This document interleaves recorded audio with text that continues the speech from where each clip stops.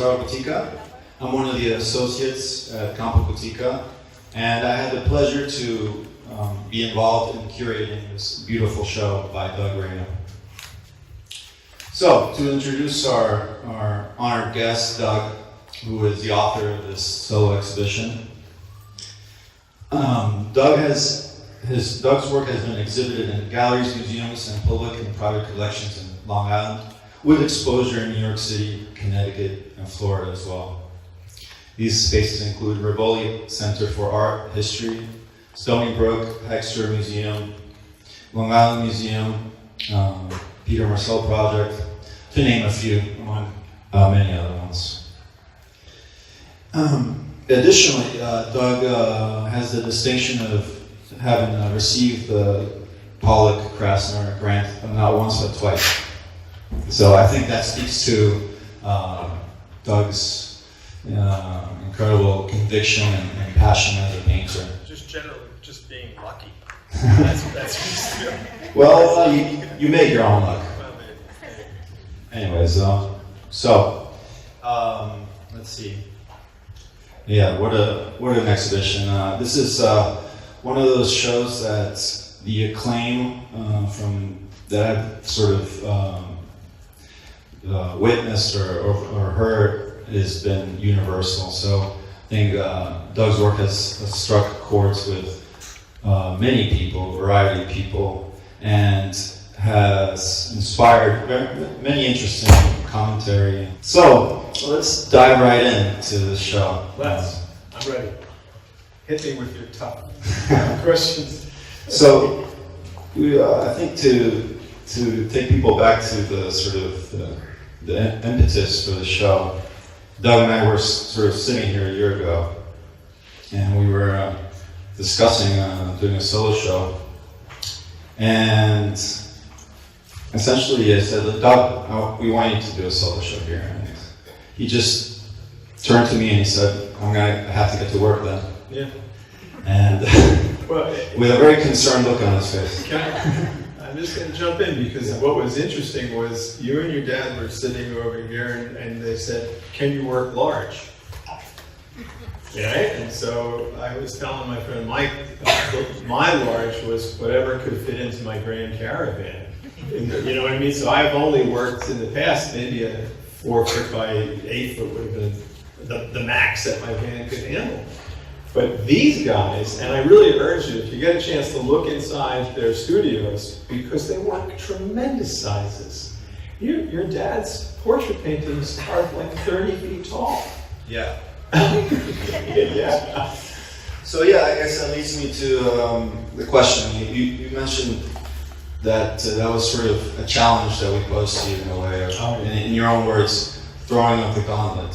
Sort of a challenge. How did that? Well, it's my job as an artist to continue, and you too. You're a fellow artist, a great man. You have to have new mountains to climb. You have to challenge yourself and stretch yourself. Otherwise, you become stagnant. And so, for me to have said, "No, I don't want to work large. Thanks for the opportunity. I don't do that." That would have been crazy. It was a challenge to do this because where do you get stretcher bars that are this big? They're very expensive. Just stretching one of these things, right? I know you know this because you guys go through the same thing. I guess cost-wise, just for material expenses, it's bigger. I guess did that change in scale influence your work, your creative process anyway, and did that influence the results in any perceivable way for you? That's a very interesting question. I don't, for the most part, I don't think so. Some of the paintings here, if they were smaller, would not be as interesting, I think. Just by being so big, you almost feel, like I keep looking at that white shack over there. And if that was a small painting, big deal. You would have felt like you were 200 yards away from it. But the fact that it's so big, it makes me feel like it's just across the street. It's just like 25 feet away. And so that would not have worked as a small painting, I think. it was something to work large.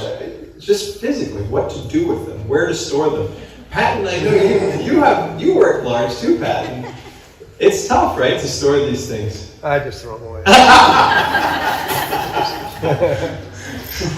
We're not going to talk to you. That's probably a good idea. Yeah. Okay, excellent. Yeah. Yes. You know, the reason that I'm here is because Patton, this is Pat Miller that I'm referring to. He's another fantastic painter. If you don't know him, you should. And so Patton was curating, and you still curate the East End Collective show, right? You do that? Yeah. Yeah.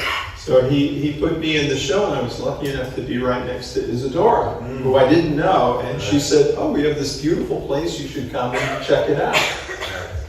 And when I came here, I don't know about you guys. Is this a magical place or what? And so it's a delight to be here, and I really think that you guys pushed me in such a nice way, and it means a lot to me. Thank you. Well, likewise. Frankly, I'm an artist myself as well, and Patton, he told me once that sort of the highest praise you can give to another artist is to wish you had achieved that. So Yeah. often, pretty much with every Doug's paintings I have that feeling. I wish I'd made that.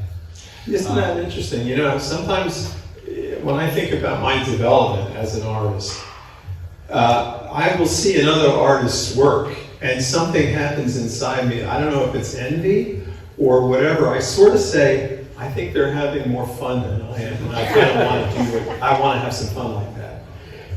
And so, yeah, so over the years, there have been certain artists that have caught my attention that have, maybe zigged and then zag and then zig again. Yeah, I guess, the important thing is to just resist that envy and turn that into a positive fire for creativity. And I guess any art movement and any group of artists that know share that sort of furnace of creativity. Yeah, I mean, I don't want to look at somebody's work and rip them off, although it might be kind of fun to do that, but that's not what I'm saying. I mean, I think if I see somebody, like, for example, working large was something that I kind of liked to try, but I never thought I would get around to doing it. And now that I've done it, I'm like, wow, I could see the benefit of doing it. It's interesting you brought up that piece. That is a portrait of your son. Yes, he's in the window. That's Devin. He's about 28. He's a fellow painter. Who's a painter himself. Yes. And I feel like that piece has an interesting dialogue with this piece behind you, which is a self-portrait. Yeah. Yeah. And these two figures they're sort of staring towards the horizon. One of them is obviously inside the home, and the other one has their back turned.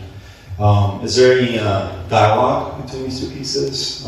Symbolically, what were you saying? Well, they weren't made in tandem, but they share the same kind of DNA. In essence, a lot of the work that I do features, what am I going through as a human? What am I experiencing? What am I searching for? What am I feeling? And if I can capture that, and I believe it's a universal thing. I think as humans, we all wonder about our future, about what we've done in the past, about maybe taking some different directions, taking a different tack in life. Now that picture of Devin came about because he had just had a big change in his life, which kind of put he's 28, he's in Brooklyn, and he ended a relationship. He was living with somebody for 6 years. And at the time I saw him like that, he didn't know how he was going to make it through this because he had to do so much. He had to find a new apartment and figure out this and that. And he felt a little lost, And interestingly enough, with these pieces, I sort of take a page out of, do you guys know who the artist Eric Fischl is? All right, so, And if you don't know, again, he's a good one to look up, but he's somebody that I look up to.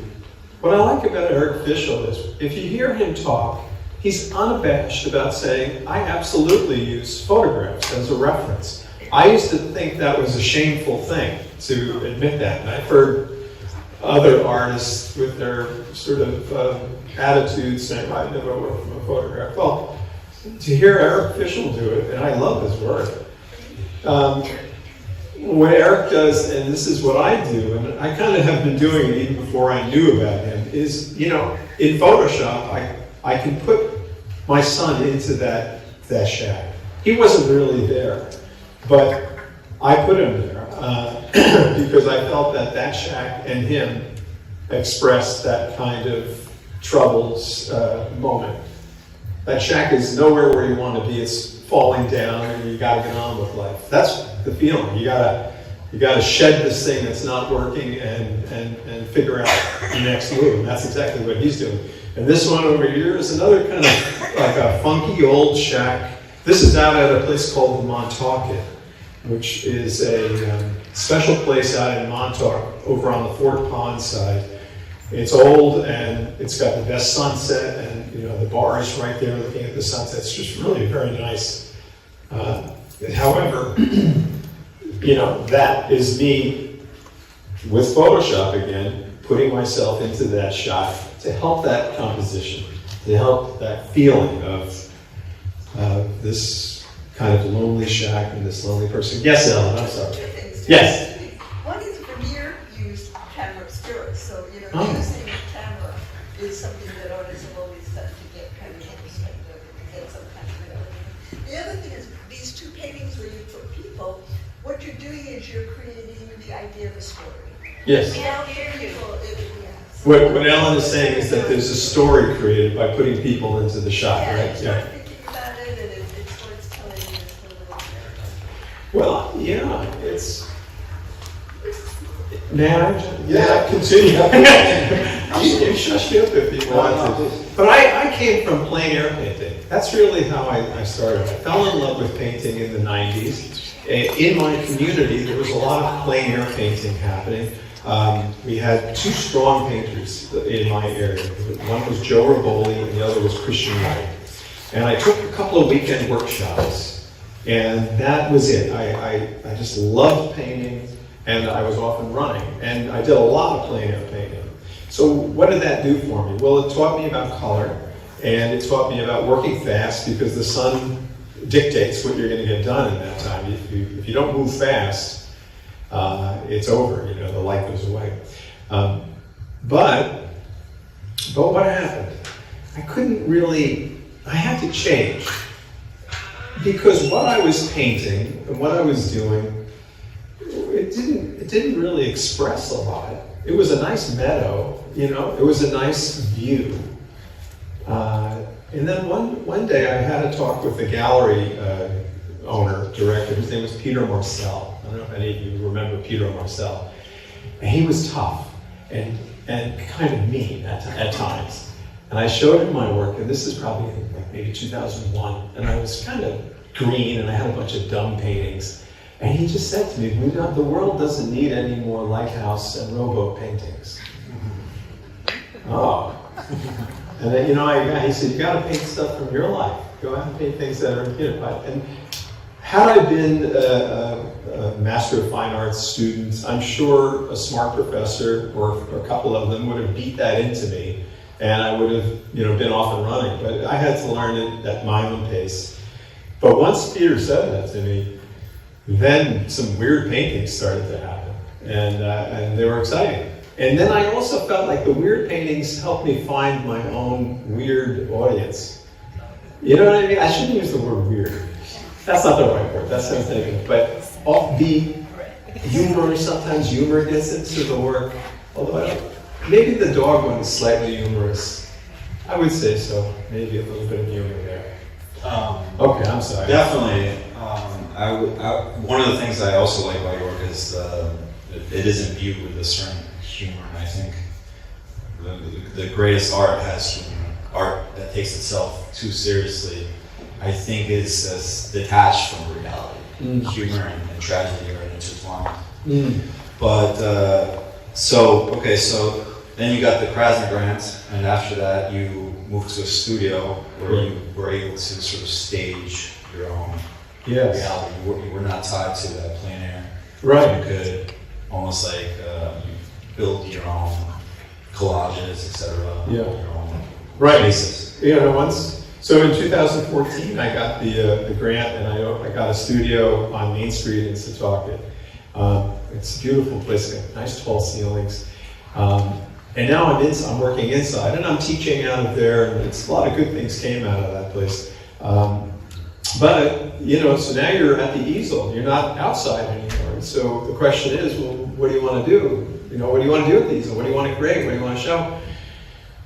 So man, that's where things started to get interesting and changed. You know, like this shack painting here with that zigzag going down the front porch there. That painting and a few other ones like that came about in about 2018. I made stuff like that. That's a newish one, but it's based on that thinking. What was happening then, the studio work was a marriage of Edward Hopper, because I like Hopper, and it was Richard Diebenkorn. Yes. Was an artist that I tuned into him. I was lucky enough to take my mother's advice when she said, you know, you should take some classes with Stan Brodsky, who was a really good abstract painter. And through Stan, I learned the value of beautiful color, of being sensitive to color, and the surface of what's happening on the canvas. It was a different way of thinking. And then I started to look at Richard Diebenkorn, who really started off as an abstract painter. Then he started to do figurative, you know, reality kind of painting, but he did it in such a loose way, and the way he composed things was it still felt like you were looking at an abstract painting, which is kind of what I think that one's doing. It has like almost like a Mondrian something, you know, going on. So now I'm starting to look at reality as different shapes, and because of the black, you know, I wanted that black because Diebenkorn had such great broken color. And I thought, well, maybe if I put down black, and I started to paint a little thinner, and magic started to happen. Well, yeah, we should I think it's very interesting to note for the public that these paintings were started on black. All black, yeah. As opposed to what, you know, we typically assume is white. So could you tell the people sort of how that influenced their work technically and also maybe symbolically to start with black? I have found that by painting on black, I'm getting some amazing results that I don't normally get by painting on white canvases. The black, for some reason, the color seems to be much more intense. And as I said before, if you scrape the paint kind of lightly over the black, it comes through. So if you're painting an old beat-up cottage, all of a sudden you've got age. Those flecks of black that are coming through, whatever color you're putting down, white or whatever, it really looks like history. And then also, if you're painting, like I think we were talking about this the other day. Somebody made the comment that the show feels like it's really the subject is light. Yes. Would you guys say that? Do you feel a strong presence of light in the work? And shadow. And shadow, of course. Yes. Yeah. So.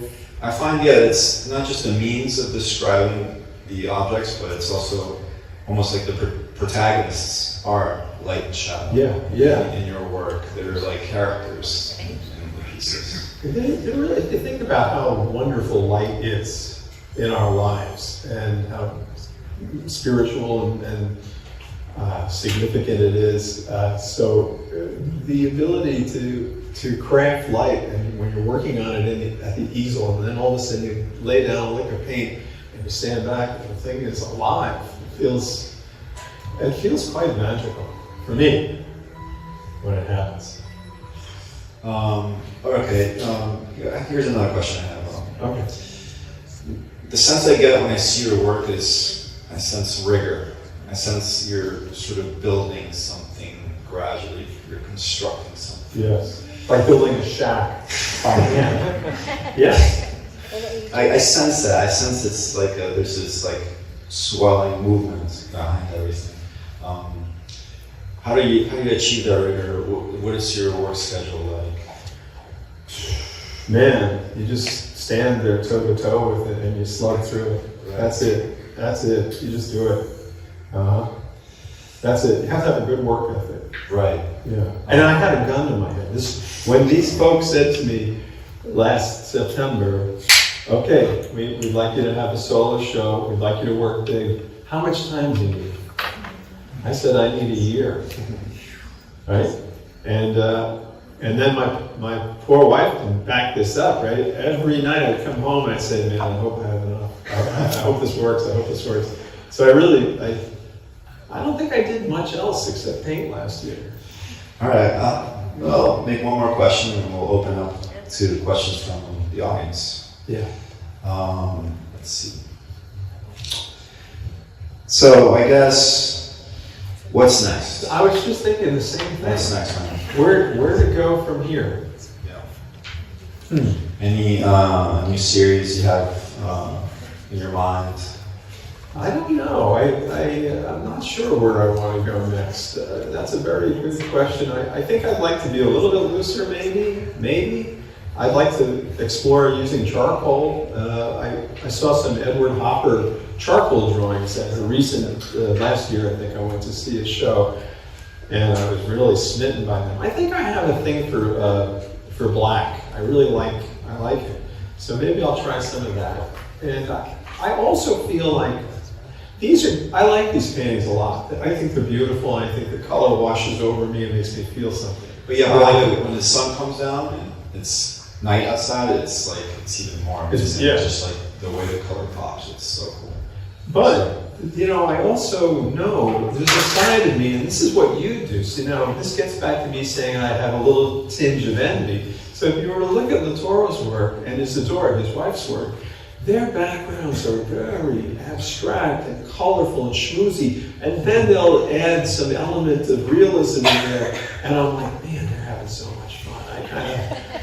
And I also feel sometimes, I know, these are nice, but they're pretty premeditated. I want to do some work where maybe I go out on a limb a little bit more, and there's no safety net, and you just make something. And the energy that you put into it at that moment is the important thing. You know what I mean? It's almost like a performance that's recorded with color and gesture and all that. These are pretty well thought out, and they're doing something with light and shadow and color. That's it. Enjoy. And story. But maybe in the future it might be a little bit more... Almost like a jazz improvisation. Maybe. Yeah. Cool. All right. Should we open it up? Yeah. Anyone have any questions for Doug?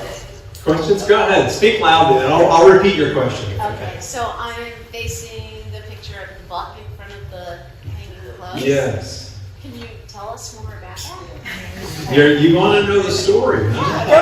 Don't tell her. That's a funny thing that is. So, when you paint paintings like these especially, and 1,000 people, let's say 1,000 people see them, there's 1,000 different stories that are going on through their minds, right?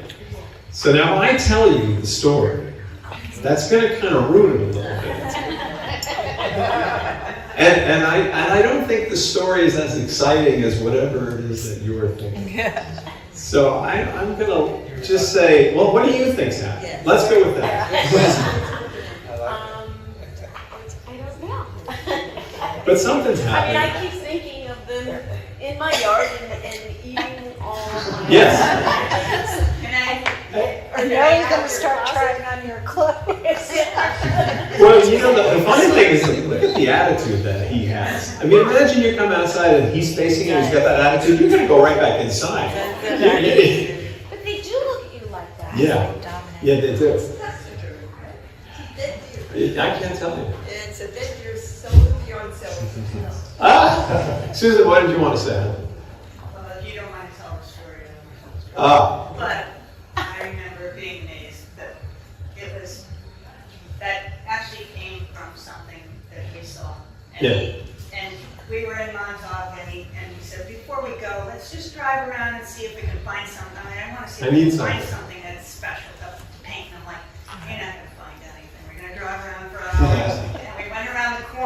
And there that was. And I'm like, oh my God. And then we went around the next corner and there was a hedge that was trimmed like waves with little Barbie dolls surfing on it.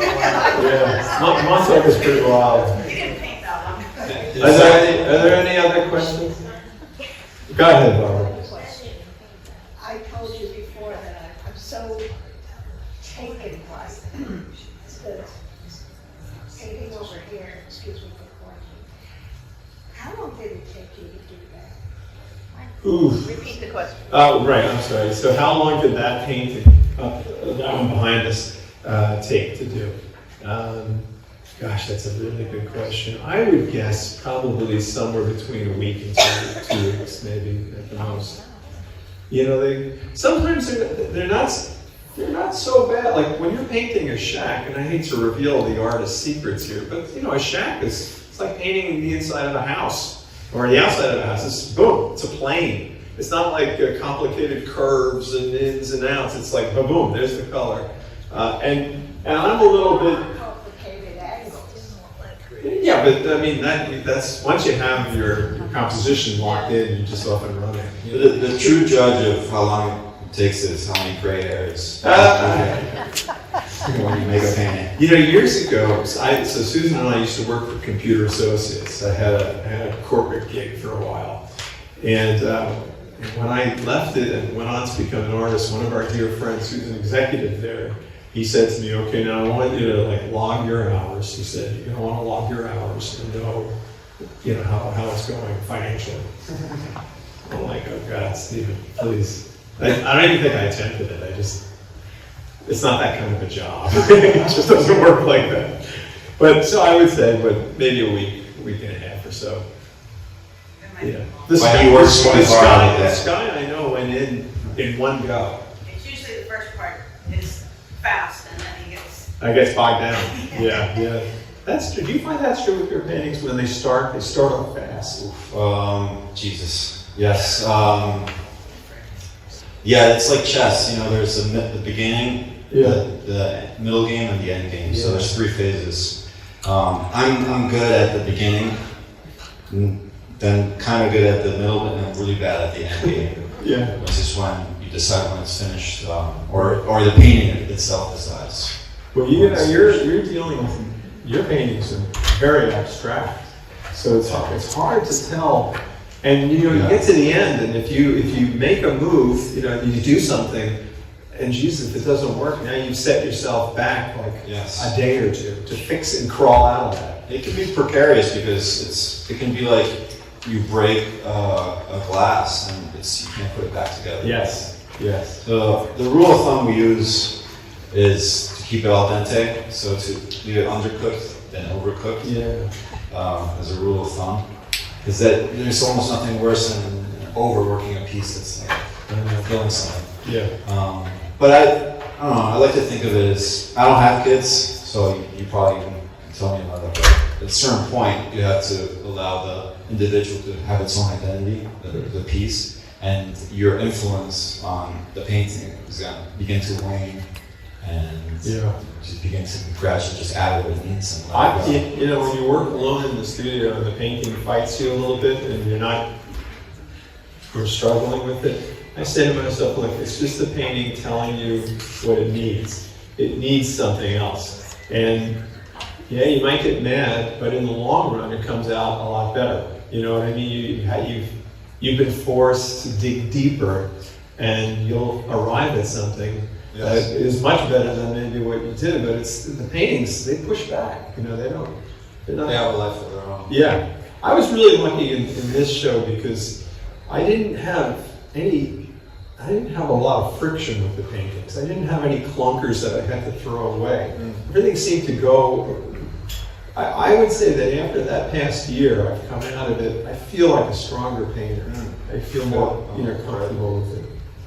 Any other questions? Oh, go ahead, Fran. Go ahead. It may be all well and good for us to have our own stories about the painting, but as far as that painting, I happen to know, because your mother told me, how that painting came to be. And if you should decide to reconsider, I'm sure everybody would get a big kick out Would they? of the reality. I think so. All right. Or we won't tell. We won't tell. You want, all right. Yeah. It's not that exciting. I mean, I know my stuff. That's right. It was a garage sale. That's what it was. That was a garage sale. It was an epic garage sale. Elvis, right? Elvis? The East Hampton Ladies Village Improvement Society? You know, I don't know. The sign simply said epic garage sale with an arrow. And when we got there, the deer was sitting there and I just loved it. His name is George. His name is George. We could have bought it, Susan. They wanted us to buy them. I don't have big enough for this. But you know, for me, I feel like that if you don't know the story, now you have to kind of make one up in your head. I think that's the point. Go ahead. I just want to say, he looks very lifelike for a taxidermist. He did. He really did. And you know what's unusual is who makes a life-size sitting down like that? It's so strange. Where do you put them? I don't know. Yeah. I guess if you had a big house, you could have him in the house, but Did you give him more life than he had? yeah, no, I don't think so. Although that's a good case of why the painting on the black is so important, because all this beautiful fur modulation that happened, I wish I was that good of a painter, but really the black made it, do some magic. Yeah. So is that how he was Yep. positioned in front of the That's him. That's it. And there's another one. There's another version of him in the corner there from another That piece. piece is from a different angle. Yeah. That piece I really like a lot too, because I think that's getting closer to chasing something. You know what? What happened is I let the black be part of the painting. I didn't cover everything. I let the black make its own statement. And by doing that, I look at these things where the black is really exposed, and I feel like it has a solemnity to it. It has a darkness to it. It's almost like they're memories. You know, if you have a memory and you think about a memory, and you see the visual, you don't see everything in that picture. You see gaps and stuff. So these have a bit of that, and they have a weight to them. I don't know, spookiness, whatever. I like it. Yeah, there's something dreamlike about Yeah. this series. Absolutely. All right, any other questions? Oh, go ahead. Yes, sir. So over different periods of time, are you able to discern shifts in your personal color palette?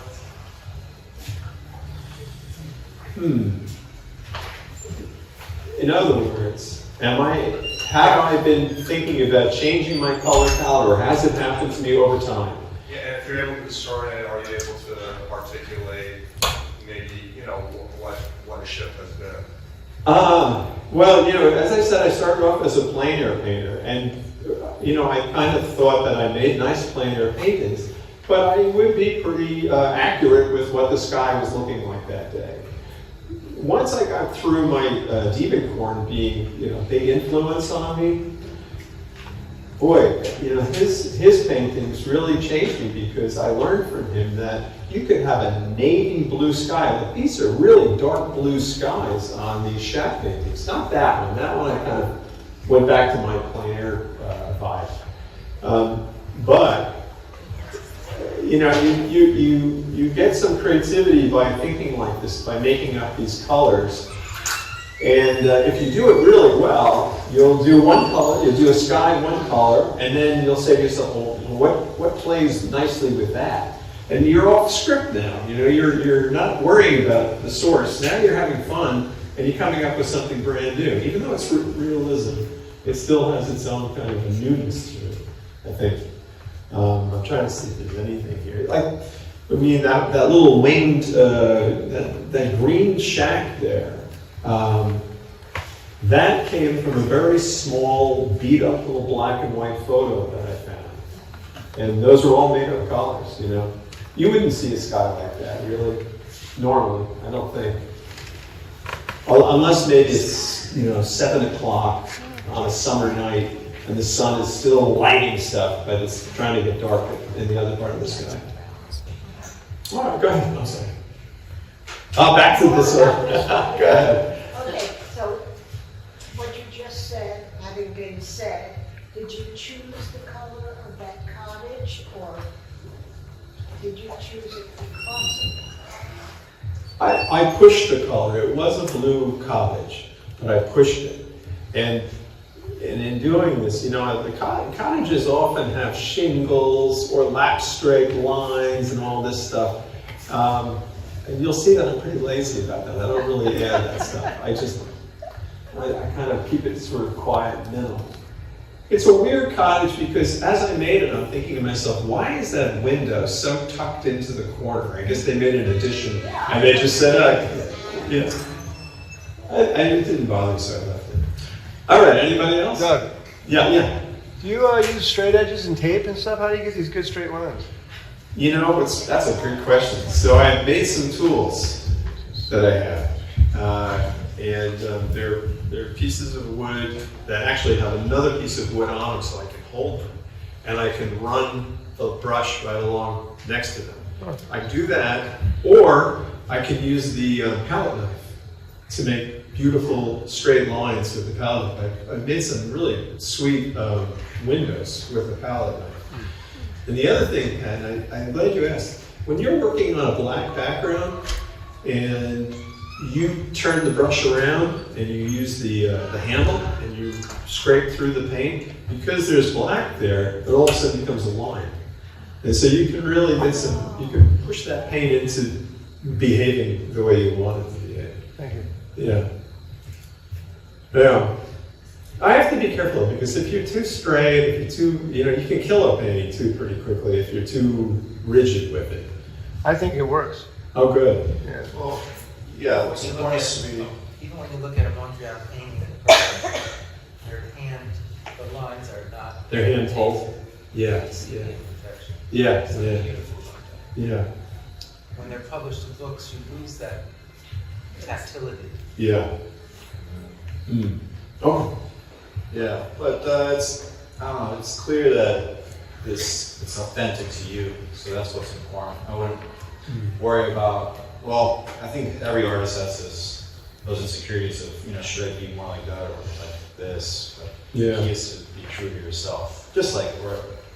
yes. Anything in life, I guess. You are what you are. Yeah, that's for sure. A lot of love goes into the work. A lot of heart goes into it. Yes. And if you have a good sense of aesthetics and a good work ethic, it can come up. It can work out. All right. Anybody else? All right. Oh. What's the deal with the frames on the three? Oh, I'm so glad you asked. Okay, so the question is, what's going on with those weird paper prints? So over here, you'll see I do these little cigar box paintings. And what I like to do is leave the paper border to act as a frame. And for years, I thought it would be fun to make these larger and see how that feels. And so I figured out a way to print up my own version of the borders and glue them down and blah, blah, blah. And that's why. So those are supposed to be large cigar box feeling things. Yeah. And your shirt that you're wearing, My shirt? intentionally the color of your style. It would seem I like blue. It's a good selfie. Yeah. Standing in front of your work. Pants of the trip. A lot of people have that blue actually today. They do, yes. That's true. Anybody else? Thank you so All much, right, well, everybody. can we give a round of applause? Thank you, Doug, and All right. we look forward to seeing what comes next. Me too.